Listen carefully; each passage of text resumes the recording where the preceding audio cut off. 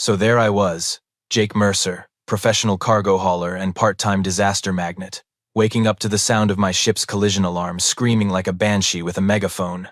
Now, in my defense, the autopilot was supposed to handle the boring parts of space travel while I caught up on some much-needed sleep.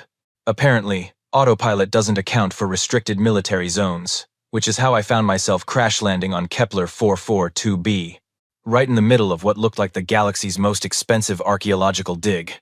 Through my cracked viewport, I could see a massive structure that screamed ancient and important, surrounded by more scanning equipment than a paranoid doctor's office.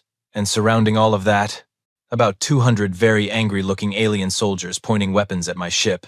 The first face I saw when they dragged me out was Admiral Torgath, a Velkarian with 4 arms, and the kind of expression that suggested he'd been constipated for the better part of a decade. Behind him stood Dr.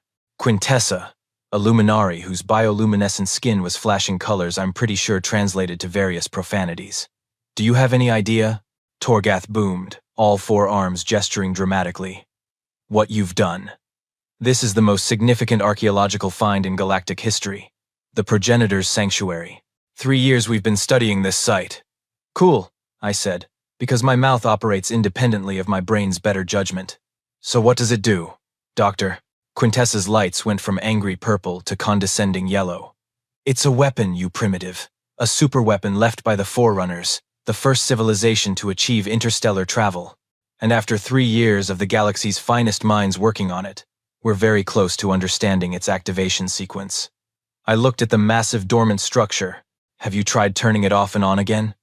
The way Torgath's eye twitched told me that yes, they probably had, and no, they weren't happy I'd suggested it.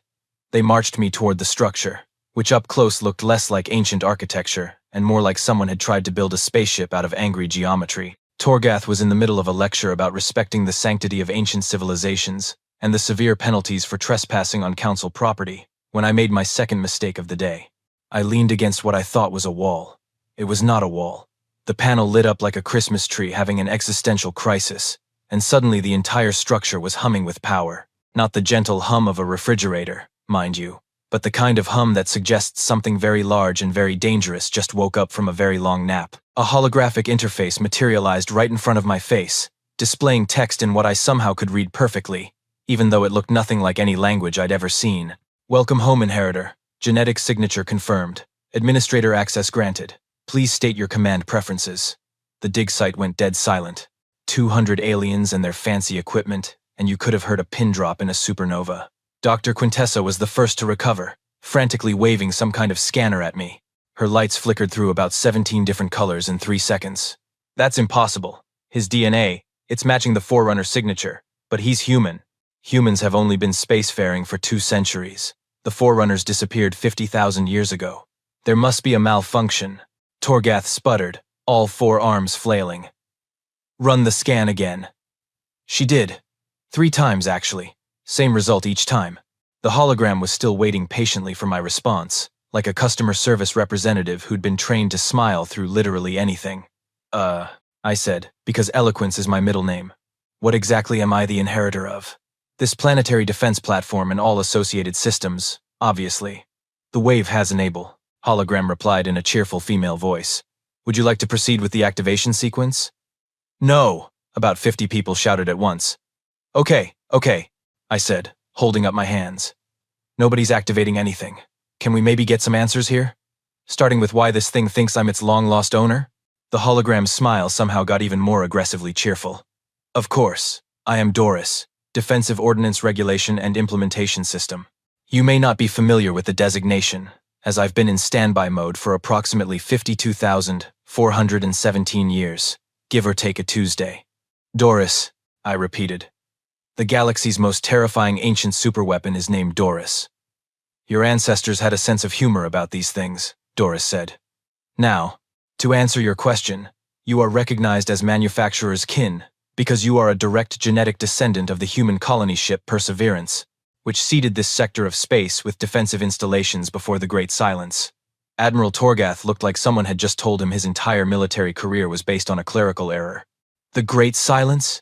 You mean the mysterious disappearance of the Forerunners?" "Oh, they didn't disappear," Doris said brightly. "They went back to Earth. There was a recall notice about faulty faster-than-light drives causing temporal displacement. Bit of a mess, really.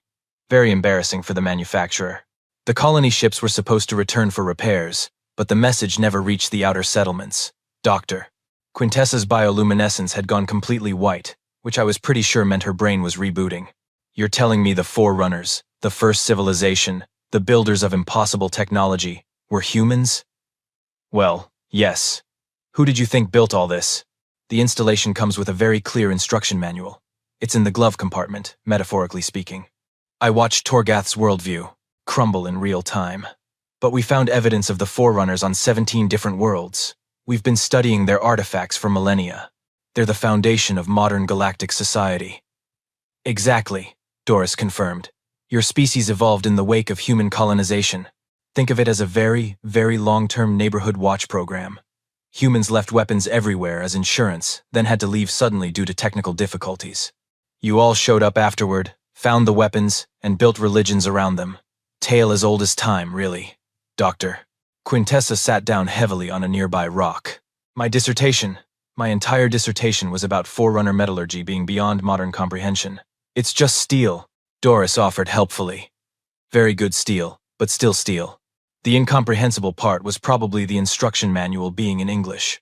I was starting to enjoy watching these people squirm when Doris rotated her holographic attention back to me. Now then, Administrator Mercer, we should discuss your training status.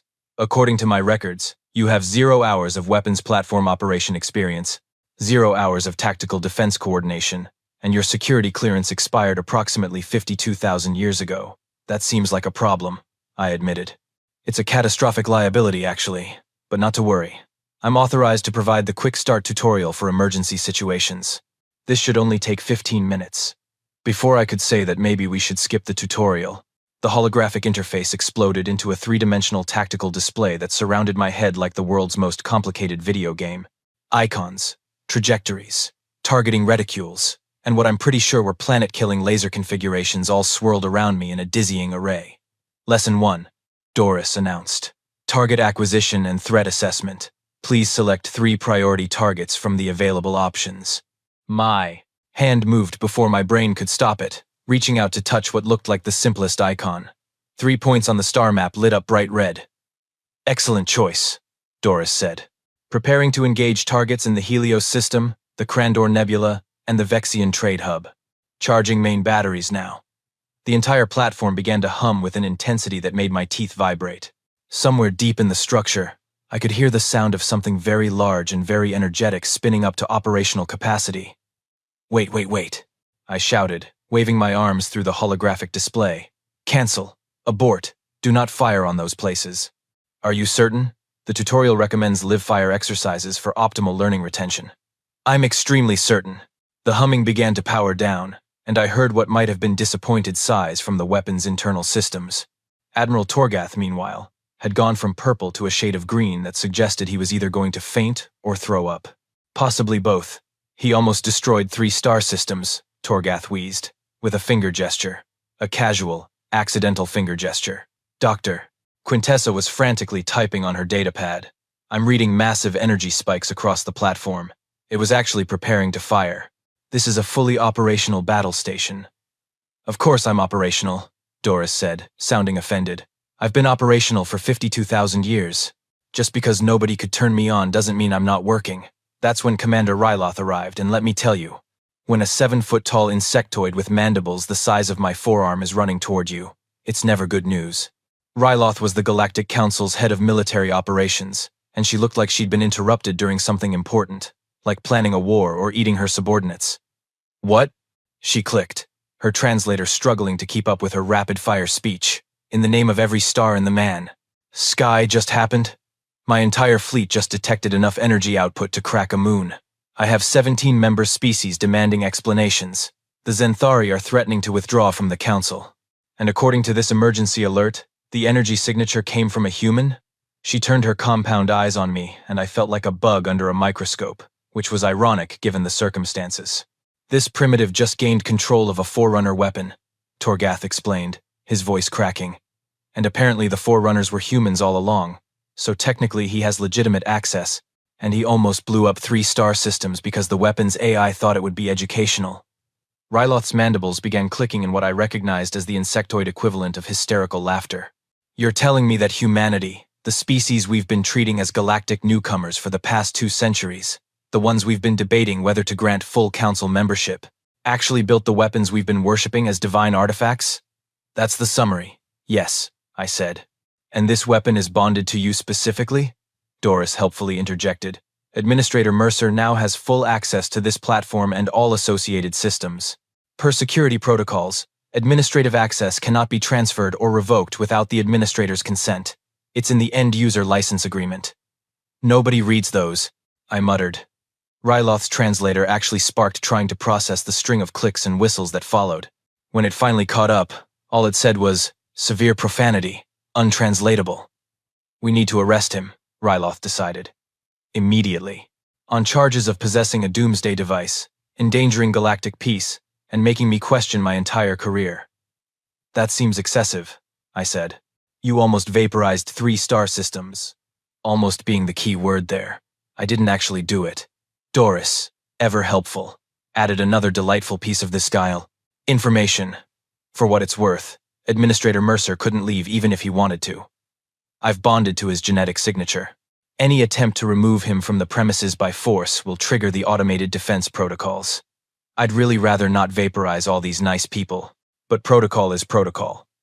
The silence that followed was the kind of silence you get when everyone realizes they're standing on a bomb that's developed attachment issues. I looked around at the collection of aliens who were all staring at me like I'd just become the galaxy's most dangerous problem, which, to be fair, I kind of had. Admiral Torgath looked like he'd aged a decade in the last hour. Dr. Quintessa was still muttering about her dissertation, and Commander Ryloth was doing that thing where her mandibles twitched, which I'd learned meant she was calculating the most efficient way to kill someone. Time to negotiate. Okay, I said, raising my hands in what I hoped was a universal gesture for, let's all calm down. I can see everyone's a little tense. How about this? I'll shut Doris down, go back to sleep mode or whatever, and you all let me leave. No charges, no intergalactic incidents, everyone goes home happy. Absolutely not, Ryloth clicked. You're a security threat. You have access to a planet-killing weapon. A weapon I don't want and didn't ask for. Trust me, my life goals do not include being responsible for ancient human military hardware. Torgath's eyes narrowed, all 4 arms crossing in what I was starting to recognize as his thinking pose. Even if we agreed, which we haven't, how do we know you won't activate other Forerunner installations? If there's one weapon, there must be others. Doris, because she apparently had no sense of reading the room, cheerfully volunteered information nobody asked for. Oh, there are 47 additional installations scattered throughout the galaxy. 12 planetary defense platforms, 19 orbital strike stations, 8 deep space interdiction arrays, and 8 mobile assault carriers, all awaiting manufacturers' kin to activate them. You could have heard a pin drop in vacuum. 47, Dr. Quintessa repeated, her voice barely a whisper. 47 superweapons, just sitting out there, waiting. Well, they're not just sitting there, Doris corrected. They're in strategic positions providing optimal coverage of major population centers and trade routes. Your ancestors were very thorough about defensive placement. It's actually quite impressive from a tactical standpoint. Ryloth made a sound like someone stepping on a squeaky toy. Sigh. Sigh. The major population centers, the ones where trillions of people live, are surrounded by human doomsday weapons. Protected by human doomsday weapons, Doris said. The terminology is important for morale. I could see the wheels turning in Torgath's head. The Admiral might have been pompous, but he wasn't stupid. This changes everything. The entire galactic power structure, military doctrine, political alliances. If humanity has access to this level of firepower, potentially scattered throughout Council space, then every treaty, every trade agreement, every defensive pact we've signed becomes meaningless. Unless, Dr. Quintessa said slowly, her bioluminescence shifting to a thoughtful amber, we make it officially meaningful. Everyone turned to look at her. Think about it, she continued, her scientific mind clearly working through the problem. We can't arrest him because the weapon won't let us. We can't take the weapon away because it's bonded to his genetics. And we can't ignore 47 other weapons that could potentially be activated by any human who stumbles into them. So we need a framework. An official one. Torgath's expression shifted from panic to calculation. I'd seen that look before, usually on people who were about to propose something that would make their problem into my problem. A diplomatic solution. Make him an mole. Official representative. A galactic heritage consultant, perhaps. Someone whose job is to make sure these weapons stay dormant. You want to pay me to not touch things? I asked. We want to pay you to make sure nobody touches things, Ryloth corrected. Including you. Especially you. I considered this. On one hand, it sounded like the galaxy's easiest job. On the other hand, I'd just watched these people spend 3 years failing to open a door, and now they wanted me to be responsible for making sure nobody else opened 47 more doors. I want full immunity, I said. For the crash landing, the trespassing, and the accidental near destruction of 3 star systems. Also a new ship, because mine is currently embedded in your archaeological dig. And while we're at it, humanity gets full council membership with all the rights and privileges that entails. No more of this probationary newcomer status. That's extortion, Ryloth hissed. That's negotiation, I countered. Look, you've got 2 choices. Option 1, you try to arrest me. Doris turns this entire dig site into a crater, and humanity eventually finds the other 47 weapons on our own. Option 2, you give me what I'm asking for, which is actually pretty reasonable considering I'm offering to be your insurance policy against the galaxy's most awkward historical mistake. Torgath and Ryloth exchanged a long look. The kind of look that passes between people who realize they've been backed into a corner by circumstances and an idiot with accidentally legitimate authority. The council will need to vote on full membership, Torgath said finally. But given the circumstances, I believe I can guarantee the outcome. As for immunity and a new ship, those I can authorize immediately. And one more thing, I added, because apparently I couldn't leave well enough alone. Dr. Quintessa gets credit for the discovery, first contact with active Forerunner AI, confirmation of the human origin theory, all of it. She's been working this site for 3 years. Seems only fair. Dr. Quintessa's lights went through a color sequence I'm pretty sure meant surprised gratitude mixed with residual existential horror. That's actually very generous. I'm a generous guy, I said. Plus, your dissertation wasn't completely wrong. The metallurgy is still impressive, even if it is just fancy steel. Doris projected a holographic document that looked like it had been written by lawyers who'd watched too many legal dramas. Administrator Mercer, do you authorize this platform to return to standby mode under the agreed terms? I read through it, or at least pretended to read through it, because it was about 50 pages of legal text in glowing holographic form. Sure. Sleep mode activated. Do not disturb until I say otherwise. Acknowledged. Entering standby mode. Administrative access remains with Administrator Mercer. Have a pleasant day, and thank you for choosing Doris for your planetary defense needs. The hologram winked out, and the massive structure began powering down with a series of decreasing hums that sounded almost disappointed. The platform went dark, and suddenly it was just me standing in the middle of a very expensive archaeological dig surrounded by very stressed aliens. So, I said into the awkward silence, about that new ship. 3 months later, I was living what most people would consider a pretty sweet life. The Galactic Council had set me up in a nice apartment on Sanctuary Station, the kind of place with a view of 3 different nebulae and room service that could prepare food from 70 different species.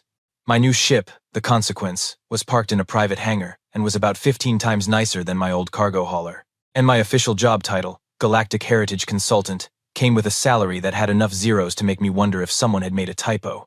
My actual job responsibilities were refreshingly simple. Don't activate any ancient weapons. Don't tell anyone where the ancient weapons are. Don't let anyone else activate any ancient weapons. And once a month, attend a council meeting where various species asked me increasingly paranoid questions about human intentions.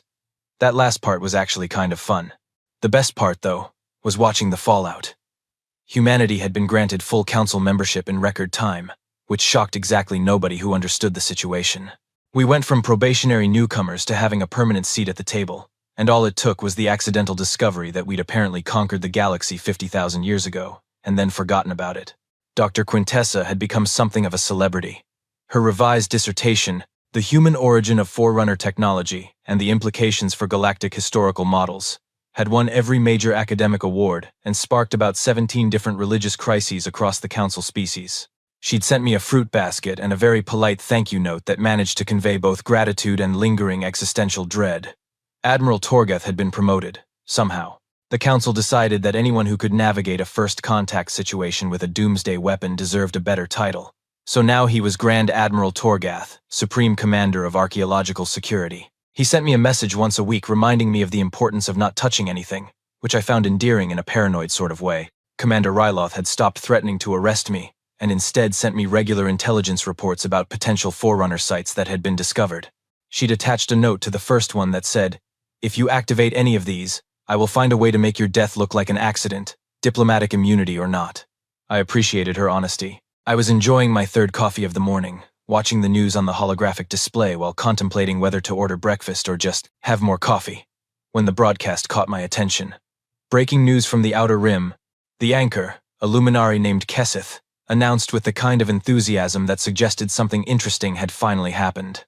Survey teams have reported the discovery of 6 additional Forerunner installations across 3 sectors.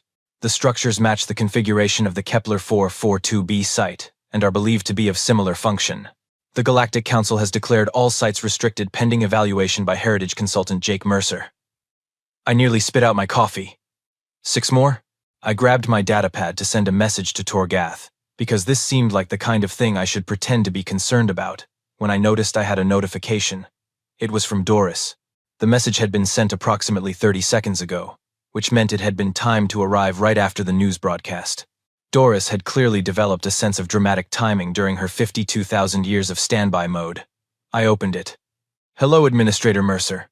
I hope this message finds you well. I noticed there has been increased survey activity near several of my sister installations, and I thought you might appreciate having the complete database of defensive platform locations. For convenience, I've attached a comprehensive map with coordinates, activation codes, and tactical specifications for all 47 installations. Please note that Installation 32 has a minor coolant leak and may require maintenance in the next millennium or so.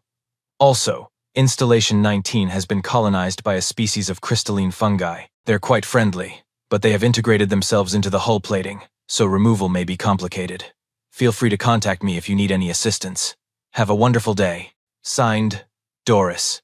Below the message was a file that looked like it contained enough information to give Commander Ryloth a complete nervous breakdown. I stared at it for a long moment, then started laughing. I couldn't help it. The sheer absurdity of the situation hit me all at once. Humanity had accidentally built a galactic empire 50,000 years ago, forgotten about it entirely, then stumbled back into space like a tourist who'd wandered into a restricted area. And now I, Jake Mercer, professional screw-up and reluctant diplomat, had administrator access to enough firepower to hold the entire galaxy hostage. Not that I would, obviously. That seemed like a lot of work, and I was really enjoying the room service. But the leverage was beautiful. I saved the file to an encrypted drive, backed it up in 3 separate locations, and made a mental note to never, ever mention to the council that I had it. Some things were better kept as insurance policies. Besides, if the last 3 months had taught me anything, it was that humanity's greatest talent wasn't building superweapons, or faster-than-light travel. It was our absolutely remarkable ability to stumble backwards into success, while having no idea what we were doing. I finished my coffee, ordered breakfast, and pulled up the star charts. 47 installations, an entire network of defensive platforms built by my ancestors and left scattered across the galaxy like the world's most dangerous Easter eggs. And according to Doris's database, at least 3 of them were in systems that the Council had specifically designated as off-limits due to unexplained energy readings. Unexplained. Right. My communicator buzzed. It was Torgath, and the message was in all caps, which I'd learned meant he was having a stressful day. "Mercer, 6 more installations discovered. The Council emergency session in 2 hours. Your presence is mandatory. Do not be late.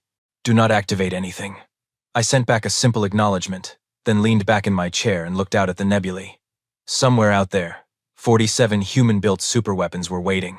47 installations that the galaxy had worshipped as divine artifacts.